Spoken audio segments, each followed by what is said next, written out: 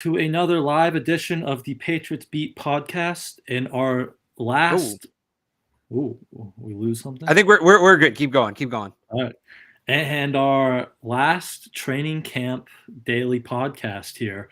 But Brian Hines from Pat's Pulpit, as always, with Alex Barth from 98.5 The Sports Hub. And before we break down that last training camp practice, there was a bit of some good news in the health department because Mike Onwenu made his first appearance in a limited fashion, as you would expect from someone who hasn't been in the football field all year. But he was activated off the PUP list today. He's been dealing with that, ankle rehab from ankle surgery. Wasn't there all spring. He hasn't been there all summer up until today. But some good news there on the offensive line, which we needed at this point of the summer. That Big Mike is back. Yeah, it's big. It's big news. There's finally maybe some resources coming to help out this offensive line, and we didn't see a ton of them today. Just individual positional drills, and I'd say for what it was, he moved around fine. Didn't take part in any team drills. But this encourages me because I don't think they would have activated him if there wasn't a chance he could play, even if not week 1, like weeks 2 or 3, right? He's got to miss 6 weeks if he's on PUP. So they plan on having him early in the season, which I definitely think is encouraging. Now the question becomes, going to be at right guard or right tackle? My theory is that they might be setting him up to play right tackle because they're moving Riley Reif in a right guard. He's been good there. So the reason you don't kick him back out to tackle to fill in is you want to keep that continuity. So we'll see what happens there, but getting him back is big. I'm actually more worried about Cole Strange for week 1 at this point than I am about Mike Onwenu. Yep. Strange was out there, but not in pads or anything today. So he's up to at least 2 weeks without practicing here.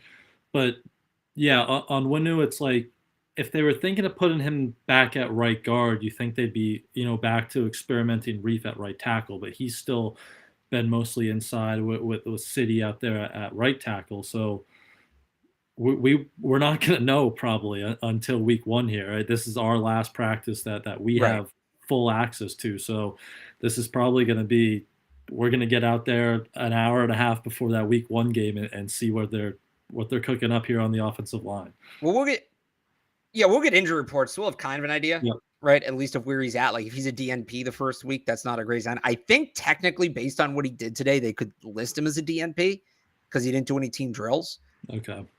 I think the guidelines on that are fuzzy, but I do think the I just getting him back's a good sign. Again, I think there's a chance he plays you one, and they need him. They need him because it was another rough day for City. So it's another rough day for the offensive line as a whole. 8 sacks combined for Mac Jones and Bailey Zappi between 42 dropbacks for the numbers Andrew Callahan had. They got to get this thing figured out because right now, look, we've seen a lot of promising things from the receivers. I think we saw some more of that today. Kendrick Bourne had a really good day, caught a couple of deep balls from Mac Jones, but I think at least one of those probably would have been a sack in a Maybe game. 2. Like in Mac kind of threw it later. And look, Bourne still ran his route. That has nothing to do with it would have been a sack or not. So give him credit for that, but they got to be able to get this thing blocked.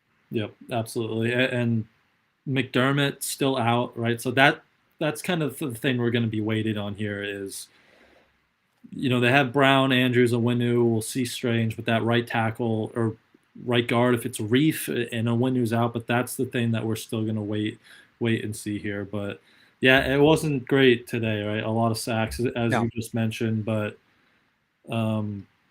I thought what'd you think of Mac? I thought there were some good throws today. You mentioned the deep one to Bourne. He had a really nice ball to Ferkser and Hunter Henry there late in an 11 session. But I don't know. What'd you think of Mac today? It was solid day for him. Kind of what he's been all camp. Was, and there were no like massive throws, but I thought he was putting the ball where he needed to put it. It kind of like Bill said the other day, he's working with what he's given right now. The offensive line's definitely impacting him. As it is for Bailey Zappi, as it was for Trace McSorley back when he actually practiced. But I thought he was fine. Fine day. How long have we gone now without Trace actually getting a throw in practice here? It's been a while. It's kind of becoming that what exactly is it that you do here meme. And I said it going to that first preseason game. I think he was here just in case Malik Cunningham wasn't ready to be that third scout team quarterback. And Malik Cunningham is at the very least ready for that. Might be ready for more, but at the very least ready for that. So, yeah, I don't know why Trace McSorley's still here. Honestly, when I saw that they signed Marquand McCall yesterday, and obviously that didn't work out. If people missed it, he failed his physical, which explains why he got cut. Like, I was very surprised to see him get cut, as were a lot of people in Carolina. That would be why. But I thought it was going to be McSorley was going to be the one to go when they signed McCall yesterday. If he clears waivers, can he go to Carolina's IR? Do you know how that works? Or they could sign him and IR him. Okay. I don't know if you can. I don't think you can sign somebody directly to IR, but they could sign him. And I think they'd have to waive him again to get him on IR. But generally, those IR waive replacements, like, we don't have do we have the transaction log for today? Did Trey Nixon officially get through? He did. He cleared, so he reverted back to New England's IR. It's very rare those guys get claimed, and it's kind of an unspoken thing. Like, if you remember way back, the Patriots claimed Tyler Gaffney from the Panthers, and the Panthers were like not happy about it because they were trying to get him on IR. So they could if they wanted to. I guess we'll have to wait and see if they do that. I'm kind of surprised the Patriots, like, he's a promising player. We've seen them do that at times. They did it with Gaffney. Just sign Marquand McCall. Oh, he doesn't pass the physical, IR him, and then you still have that guy next year, and he's a good player. Maybe it's something where there's like a lingering issue with the knee, a degenerative issue with his knee, something like that, where he's just not going to be healthy, and maybe that's why they failed him. But yeah, so no Marquand McCall, but yeah, I thought that there was a chance that McSorley would get a spot.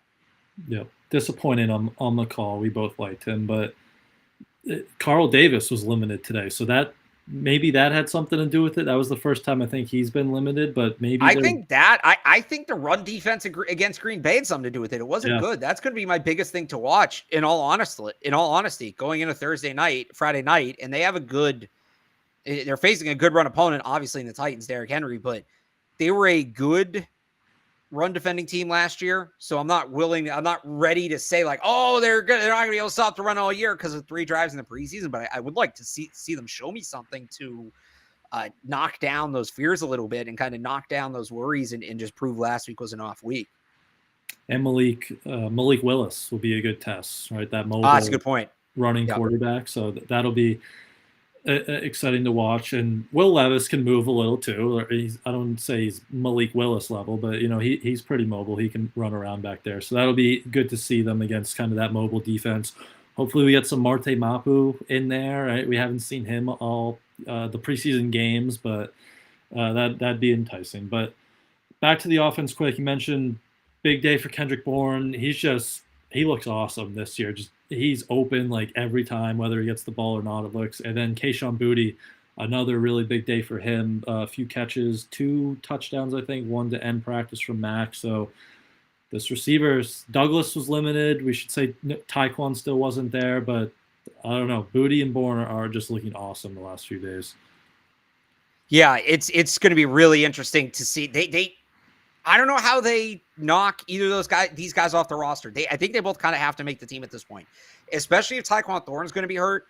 6 wide receivers a lot, but you carry all those guys. You put Tyquan on IR at the start of the season, and that's how you get the 3rd tight end back on the roster, right? That's how you end up signing Matt Sokol or Anthony Ferkser after you waive them, or maybe that's where a guy like Sean Wade or Ramir Speed makes the roster, or maybe another defensive lineman, maybe a guy like Chasen Hines makes the roster in that way. I really think that they need those 2 guys to make the team. And the other thing about it is, even if he is healthy, what exactly is Tyquan Thornton's role in this offense? What exactly is he doing? I know why he's making the team, because he's a 2nd-round pick and he's the fast player on the team. And maybe he'll field stretch a little bit, but Demario Douglas is going to give you some of that. Certainly.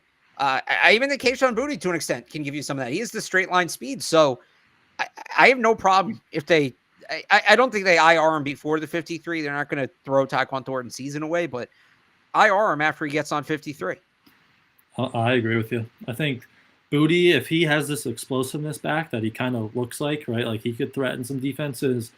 And I know Devontae Parker isn't like known for it, but he kind of looks like he has an extra gear like vertically at times this summer. He's beat a few guys going long. I know we weren't there, but it sounded like that one against Green Bay, right? It was kind of like he just ran past them. It wasn't one of these jump balls deep down the side. Well, that's what a lot of I've heard other people say. Like Evan Lazar has been big on this take that Parker looks more explosive this year than he has in the past. Yeah. So again, that's like if that was Tyquan's role, like this field stretcher, and you have other guys like Douglas and Boutte and even Parker being able to do that, it just looks grim for Taekwon from a playing time standpoint. Yeah, and that's what I'm saying. Again, like what I understand why he's making the team, but what then what, right? Yes. I can see where Demario Douglas is going to play. I can't necessarily see where Kayshon Boutte is going to play this year, but he's a guy you want to keep because he's going to play in the future. And Taekwon, how much guaranteed money does Taekwon Thornton have on his second contract rounder after this year? He has no guaranteed money after this year. So the only guys really on the books after this year are Juju and Parker. I would keep Kayshon Boutte around. I would really try to keep Kayshon Boutte around. That's another reason, just to keep them both for the future. But yeah, I think Taekwon's like, if you start him on IR, you have a 4-week trial of Boutte and Douglas, and if they're look the part like they do on the practice fields, like I think Taekwon's just buried. But if maybe they, might need a little seasoning there, then he could work his way back into that rotation. Yeah. But yeah, I'd agree. That's like kind of where it looks like it's headed here. Yeah. Yeah. And you mentioned that third tight end spot. Anthony Ferkser had one of like the best plays of the day. He ran this little like out corner route really well, and Mac hit him in stride. I think Jabril Peppers was in coverage. Yeah. Will Line came over, gave him like a huge attaboy. So I don't know. It still looks like it's Ferkser and Sokol. I know Johnny Lumpkin had like 2 catches in the flat today, but I don't know. Are one of those guys catching your eyes more, Ferkser or Sokol there? I go back and forth again. I think it's, what are you asking them to do, right? Yeah. Week 1, I want Matt Sokol on the roster because you're going to need the extra blocker. But I do think Ferkser has flashed a little bit as a receiver. I still, but neither one of them shown me enough that like I'm putting them on the 53. Yeah. I think they're still practice squad guys you elevate as needed. Yeah, I'd agree with you there. Zeke, we got to talk about Zeke. He spoke to us for the first time. And he keeps just, upticking his usage here, and a lot of goal line work today, which I thought was pretty noticeable. And I thought his best play of the day came on a pass pro rep. It was like a play action, and he was like faking right, and then he came all the way back across the formation left, picked up a defender, let Mac hit Bourne on like a little short, shallow route. But between that, the goal line work, like he kind of looks as advertised here, and we'll see, that straight line or that speed in the open field, how much he's got left in the tank. But I think everything we're seeing from Zeke so far is what we've kind of expected, and that's a good thing for this running back room. I still think it's about how are they going to use him? Is he going to be situational? Is it going to be a drive by drive? But they keep working. Remember, like yesterday he worked a lot in the passing game. Today he worked a lot in the red zone. Seems like they're getting him ready for everything, which I think is good because I would love to see them distribute the reps drive by drive rather than situation. They haven't done that in a long time. And look, they've had players who were really good situationally, and I understand why they did it, but it's a bit more modern of a thing now to have that more well-rounded running back. So I'd like to see that. Yep, that'd be a good rotation. But I know we touched on the offensive line briefly. Did anything specific kind of catch your eye there that we didn't, talk about? It's kind of a rough day for Trent Brown today. He got run over a couple times by Dietrich Wise. Yeah, City So still doesn't look good. Riley Reef had to run a lap. He had a false start on the first play of the day. Offensive line's rough. Offensive line is in rough shape right now. And they'll get Mike Onwenu back, and that's good, but they got a long way to go to get ready for week 1. One thing quick note that I brought up kind of yesterday, maybe as something they might, experiment with here, was there was one rep where Antonio Mafi kind of got walked back, and they swapped Chasen Hines out for him, and then I think they swapped a few times that period. But Chasen Hines, another one of those guys who, kind of come on the last week or two, and it's tough with the 3 rookies to like try to bump one of those off the roster just because they're mid-round rookies, but he's impressive, and they seem like they're giving him a little more run here, but I don't know if that's going to be enough to, supplant one of these rookies going forward. Yeah, I'd agree with that. Yep. But that's pretty much all I had offensively. We can go to the defense because we mentioned. You want to hear from our friends first, or we could hear from our friends first? Yeah, let's do that. Let's hear from FanDuel. Football season is about to kick off, and FanDuel is giving you the chance to win all season long. Right now, When you bet on a Super Bowl winner, you can get bonus bets every time they win in the regular season. Just pick any team to win the Super Bowl, and you'll get bonus bets for every victory. I wonder how many people are going to bet on the Patriots. You can use your bonus bets on spreads, player props, over-unders, and more. So visit FanDuel.com/Boston and start earning bonus bets with America's #1 sportsbook. That's FanDuel.com/Boston.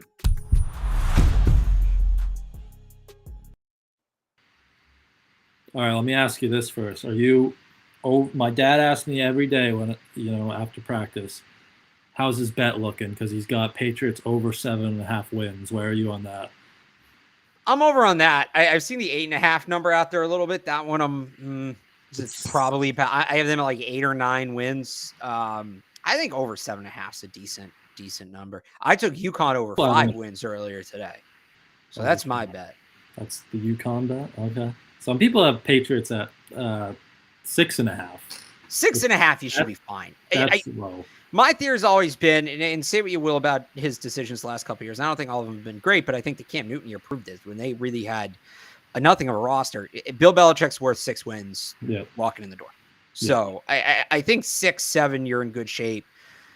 It's that they're like 8, 9, 9, and 8 team. They'll start pushing that double digits if really all the what ifs go right. If they can figure out the offensive line, and if Mac truly bounces back from last year, and they really get Kendrick Bourne involved, and Keon White and Christian Gonzalez and Marte Mapu are the players we think they are. Then you can start talking about 10, 11 wins. But I am like I've been saying this a lot when I get asked about the Patriots record. I hate that they moved to 17 games and go right to 18. Because I missed the easy out of a take that was they're a 500 team. And you can't say that anymore. Evan, 8-8-1. Evan, I think they're a pretty 500 team. I put them in that 8 to 10 win range. So 7.5, I think, is pretty good. But we can jump over to the defense. I think kind of the story of the defense came late at the end there with Christian Gonzalez. Right, it looked like he went up and kind of came down and hurt that left leg, ankle. He hopped over on his healthy foot over to the training staff table, got checked out, and then he came back for the last team huddle and it looked like he was walking pretty fine after that. So maybe they avoided something serious. But I don't know. Did you see anything else on Gonzalez on that injury front? And are you kind of in that same boat there where they might have avoided something? I thought the way he walked back over to the huddle was encouraging. I know some people were getting on it because Phil said he was limping. I said he wasn't limping. I'd call it walking gingerly. I would understand if Phil would call it a limp. I'm not going to disagree with Phil. I think that was a different of definition. I think we both saw the same thing. I don't think we'll see him Friday. They'll be careful. Yeah. If we see him Friday, that's a great sign. But didn't look to me like the way he kind of walked away from the trainers instead of the trainers walking with him. That's not a guy that they're worried about for week 1. Yeah, probably if it was something they wanted to go check out, maybe they would have just taken him right in. But yeah, he did rejoin that final team huddle. And we should have mentioned it with the offense. Hunter Henry kind of had that same situation late in practice, went down to catch a diving pass, and something wasn't right there. And he kind of shook off the trainers, but he never came back into the play there, into take any more reps. So another injury to kind of monitor there. So we'll see going forward.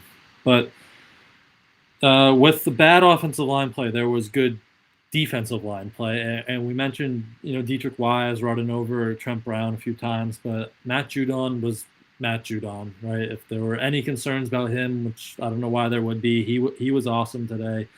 At least 3 sacks, pressures. Keon White, who missed some time, or got hurt at the end of the Green Bay week. He was kind of back out there and full participant. He looked really good. Devon Godchow got involved. I think Equale is pushing the pocket at some time. So that's what we expect from that unit, and they were looking the part today. Especially against this offensive line. Again, that's where I just go and I'm like, it's not, the resistance level wasn't high. They weren't on the highest difficulty. So they look good. Dietrich Wise looked very overpowering in particular, I thought today, but got to see him against a real unit. Yeah. It's like the Jets and Hard Knocks, right? That nasty defensive front just versus a horrible offensive line. those Pats Jets games are going to be something this year. Those are going to. Oh yeah, baby. That old school Iowa, South Dakota State score. We're gonna get some 5-2 football games. Pats Jets. I can't wait. Some sicko football. Leather helmets. The one last year at Gillette was bad with Zach Wilson. Oh, I loved that. I tweeted after that game, I love this stupid sport so much, and that's going to be like my thing now. Because I'm sorry, if you didn't enjoy that game, you don't really get what the point of football and what there is to enjoy about football. I was sitting next to Michael Hurley. Michael Hurley wanted people jailed for that game having the second half, and I could not have been happier. I loved every second of that. It was disgusting. Yeah, that was peak 2022 Patriots game. So. Well, except for that. Anything else defensively? Marcus Jones, I know he seemed to have a good day. I think playing mostly on the boundary again, right? So they keep kind of rotating those corners. John Jones is still out, so just kind of rotating these guys there. And I thought Marcus Jones played well today back there. Yeah, I thought Marcus Jones was one of the best players today. I thought really encouraging play because if he's going to have to play on the boundary, fighting through Devontae Parker, a block from Devontae Parker to blow up a screen pass, great sign. Yep. I still don't love the idea of him on the boundary. I don't know what their insistence is of putting these 5'8" corners on the boundary. Him, Miles Bryant, like these are not boundary players. And I already had to see them do this to Miles Bryant, who, as I've said before, I'm not as down on as most people. I think they play him out of position. I've already had to see them kind of screw around with him. No, let's not do it to Marcus Jones, who's a really good football player. Let's put Marcus Jones in a position where he can succeed. And see what he turns into there. Use him as a slot corner, use him as a nickel back, use him as a dime back. I just don't. In some matchups, you're playing Miami, you want to put him on the boundary against a guy like Jalen Waddle. Yeah, that makes sense. I could even say maybe week 1 if that's what they were preparing for. He's a guy that could probably cover Devontae Smith just based on the speed. I don't need to see Marcus Jones on T. Higgins again. I don't need to see Marcus Jones on Devontae Adams again. Please, enough of that. The 5'8", 5'10" corners can't cover the 6'5" receivers. In last year, I sort of get it. They didn't have anybody else. You have other options this year. You have Christian Gonzalez. You have Jalen Mills. You want to put him back out there. I would think one of Amir Speed or Sean Wade or even Isaiah Bolden, if he gets healthy off the practice squad, is a guy you can use on a matchup basis. Even Jonathan Jones, like I'm at the point where 5'10" Jonathan Jones, put him out there. 5'8" Miles Bryant, 5'8" Marcus Jones. I've seen enough of it. I don't need to see it anymore. It's not going to work. It's not a skill thing. They're both very talented players. Marcus Jones even said this. At a certain point, when you're 5'8" and wide receiver 6'5" and they throw the ball up, what can you do? Yeah. Right, especially when that wide receiver has an insane vertical. Marcus Jones is a good vertical. So do these big receivers. So there's only so many times you can see him get mossed before you have to wonder, like, at what point do they try something else? Yeah. Last year it was like they had to do it because they didn't have the depth, but yeah, they have the depth this year, so you shouldn't have to do that. Exactly. Where are you kind of on John Jones here? Because it's been, I think, 20 days exactly, so almost 3 weeks. I know we've seen him kind of rehabbing off to the side, conditioning, but are you nervous at all about his week 1 status here, or do you think he's going to be good to go for that Philly game? Sorry, who was that? You cut out for a second. John Jones. John Jones. The report was they were optimistic. We've kind of seen him a few times. It hasn't been in a while, but I remember before the first week of joint practice, he was kind of out there hanging out. I'm not super worried about him. I just think if it was more of an issue, you maybe would have seen them sign a corner or something. Yeah. So you'd imagine, you think optimistic that he's out there. And Jack Jones spoke today too, and he said he hopes he's available for week 1. Right, we'll see.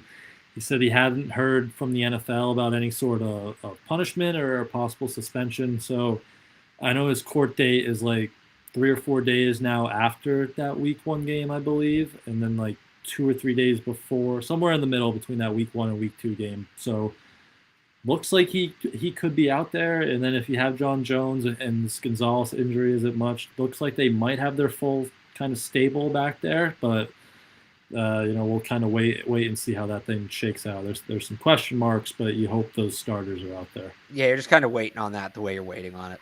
Yeah. But anything else defensively? I think that was. Yeah, I think that's pretty much it. Again, kind of low tempo practice.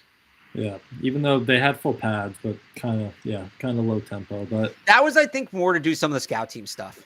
Yeah, I agree. And we saw, speaking of scout team, some Malik Cunningham at quarterback, and did that thing where he mixed in a few times for Zappy just in specific situations. So, do you think we'll see him Friday night? The days are all jumbled, but see him Friday night, or is that we don't hope so. see him to maybe try to sneak him onto the practice squad at this point?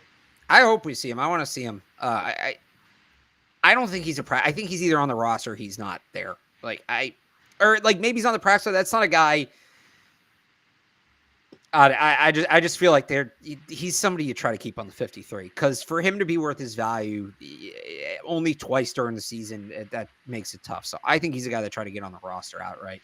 Yeah, and you keep seeing him do these other things, right? Like gunner, kick returner, anything that, and obviously still wide receiver. He's playing there a lot. Anything to make that roster spot valuable if they do that. So looks like that might be where it's headed. But before we get into a full, talk about more Friday, we got to do special teams. There are some good and there are some bad. So where do you want to start, good or bad? Let's start with the good, because I think you need a good victory lap on your boy. Okay. Boominger there. The stopwatch. Everybody in the comments on the last show wanted Boominger, so maybe that's what it is. Okay, so Bryce Boominger was awesome today. I think 4 punts for each, him and Corliss Waitman. He had 2 +5s, and then the other 2 were high 4-second hang times. So just kind of building off that Packers preseason game, he looked really good. And Waitman, I don't think was bad. I think he had one low 4 or sub 4, then a few inside the 20, but it's just that leg with Behringer, it's just so much more powerful and impressive than what we've seen kind of throughout the spring and summer here. Yeah, he looked good today. Whatever that was in Green Bay, whatever happened, he seems to be past it, so that's encouraging. Probably, I forget who said it, but someone said it might have just been seeing that first live rush of a different opponent. Maybe that's not in his head or something, but I could see that. It was also he's still the primary holder, right? So when you're talking about that punter battle, that's a big part of that too. And it looked like he had a nice hold today. It was kind of a low snap, and he recovered to get a field goal up and through. And we'll take that to the field goal kickers, because it was a bad day from Chad Ryland yesterday, and Nick Folk was up today and wasn't great for him either. He finished 6 of 9, and he missed two wide left and one kind of short to the right. So looked all in that 35, 50-yard range. So I don't know. Is it the old saying, if you have 2 kickers, you have no kickers, or just kind of a rough 2 days here from these guys? It was a rough couple days. I'll say this. They're not cutting Chad Ryland. They've never cut a healthy 4th-round pick under Bill Belichick. Maybe Foxborough Flues, but I doubt it. The 2 kicker thing's not going anywhere, people. It's not going anywhere. And it's concerning to see them both struggle. I would have liked to see Ryland kick today after he missed 3 yesterday to see how he bounced back. We won't see him again till the preseason game, and then that's it. And then that's it to roster cuts. But rough close to camp for both kickers. Yeah, I wanted him to kick just to see how he bounced back and recovered from yesterday. But we'll see in the preseason, even though they've given all the field goals to Folk. I don't know if that's just how it's worked, or they want to, promote Folk maybe for a trade, but we'll see how that kind of shakes out Friday night. But yeah, the 2 kickers, it's not going anywhere until they cut or trade Nick Folk. So we will find out. Was it Wednesday? Roster cut that day? Yeah, so we will find out. No, Tuesday. Tuesday? Okay, so we'll find out Tuesday, and we'll see if there's going to be chaos that unfolds with the two kicker lineup. So the only other special teams thing I had was Amir Speed has kind of taken that Jordan Heilig role of just working off to the side with the special teamers. So he had a good Houston game, a preseason opener on special teams. He had a few noticeable plays. So as you're projecting these 53-man rosters, maybe if they do keep all these specialists, maybe he's someone who qualifies for one of those roles. Yeah, and they need that other big cornerback too, just like we kind of talked about. So maybe that's how he gets on, just depth everywhere, depth on special teams, depth at corner. Yep, one of those depth role guys. But that was pretty much all I had from practice. I don't know if you had any other last things, little details. Again, very, very uneventful practice. Yeah, and the parts we could see when there wasn't a wall of offensive linemen. Right, it's so tough when we're on that lower field because you're like behind where all the players are standing, so you really can't see much. Yeah. Especially, I mean, I'm 5'9", I'm not seeing over any of them.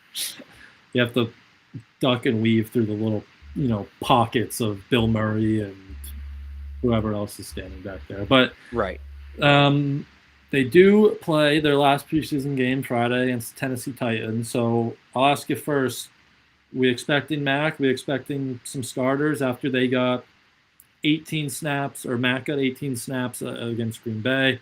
2 days of work here. You expecting the starters to roll out there Friday night? I think a little bit, not a ton. Yeah, pretty much what we saw last week. 2 or 3 drives. I am expecting them to play though. Yeah. Was it last year they played like that whole first half in the third game? Oh, you might be right. They've done things differently this year though than they've done it last year. I don't. This team's like kind of gotten banged up the last week and a half. I would rather not play them personally. They don't need to take any more injuries. Get them a series or two, get on the same page, and that's it. Yeah. Especially on offense. And they look, I mean, we haven't heard them say it. I think it was a few weeks ago, right, when they said, like, we're ahead of schedule, right? Yeah. So I don't know how much live work do they need to get out there. We'll see. I was trying to pull up their last. I mean, they've acted like a team that's out of schedule. Yeah. So their last preseason game was that disastrous Raiders game last year. Oh, that's right. That was I wonder if they were originally supposed to play a half, or if it was just so bad they had to put him out there more than they wanted. Had to. So I wouldn't be surprised if that was a part of it. I don't see the snap counts here, but Mac was like 9 of 13, and Zappy was 10 of 14, so it looked like some decent work from them. But yeah, that one was a disaster, I remember. But yeah, so anyone else? We'll see all these injuries, how they, if guys like Christian Gonzalez are out there, or Keon White, guys who have gotten banged up lately. But any other specific players that are kind of on your mind that you'll be, watching as they make one last kind of case for a roster spot here? Yeah, so I mentioned the run defense. Malik Cunningham will be interesting to watch. Kayshon Boutte, we already do we touch on Kayshon Boutte? I just did the Sports Hub podcast with Matt Dolph too. So we did this. So yeah. Amir Speed, kind of those fringe roster guys. Yeah, that's who I'm going to be watching. Those guys that are on the bubble. And I wrote this week, I kind of defined what I think the Patriots bubble is right now. You can check that out on 98.5thesportshub.com. But yeah, just last chance to prove it. Those tight ends, kind of all these guys you've talked about. Are they on? Are they not on? This is a lot of these battles are coming right down to the wire. Yep, you said it best there. But last thing I got, do you think they have an open roster spot? Any predictions position-wise? Do you think they'll even use that roster spot, or just kind of carry that in like one of the cuts, basically? No, I think, that becomes a cut. You carry that because you're not signing. Maybe they use it if a team starts doing their cuts early to sign a player they want on the roster, right, for the 53, or if they make a trade or whatever, they use that to roster that. If they make a trade before cut downs are official, they just use that roster spot to make it official a little earlier. But like, you're not going to see them sign somebody before the game. You're not going to see them sign somebody for Tennessee, and I don't think you'll see them sign anybody before like Monday or Tuesday. Yeah, I like that. Josh has a good idea. Just use it on Justin Jefferson. Yeah. Oh, I mean, I didn't even think of that. That's a great idea, Josh. Yeah, go get Justin Jefferson. No, like at that point, can we go get Trent Williams for that? Yeah, that'd be nice. Josh also had think we'll see Demario Douglas? No, I mean we haven't seen him when he's healthy. He is Barry. I got a nickname for Demario Douglas, so we got to figure out with Bryce Beringer, whether it's Boominger or a stopwatch. I think we call Demario Douglas the time capsule because he's buried. Okay. So, do you think he's actually? Although we already have the Time Lord in Boston, that might be too close. I think it would pair well together if you have both of them, right? Do you think he's actually hurt here, or it's just he might be a little nicked up, but they're hiding him? I think it's a little bit of both. Yeah, that'll be interesting. But Demario Douglas already has a nickname. It's Pop. That's true. Yeah, maybe you could work those two together somehow. Yeah.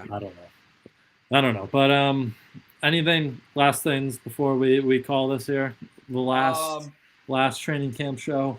Oh, you know what? It is also the last show before week 0. So Brian, give me some takes on these week 0 college football matchups coming up. I honestly haven't even looked at them that closely. I know rookie move there, but all right. So me and Mike Cadlick, I'm going to compare you to Mike here. We go through like some of the lines, some of the games. Okay. Notre Dame -21 against Navy. Give me Navy, just for fun. I'm taking Navy. In that one. I really am. Hawaii Vanderbilt. Hawaii by 17.5. Or sorry, Vanderbilt by 17.5. Ooh, I'll go Hawaii.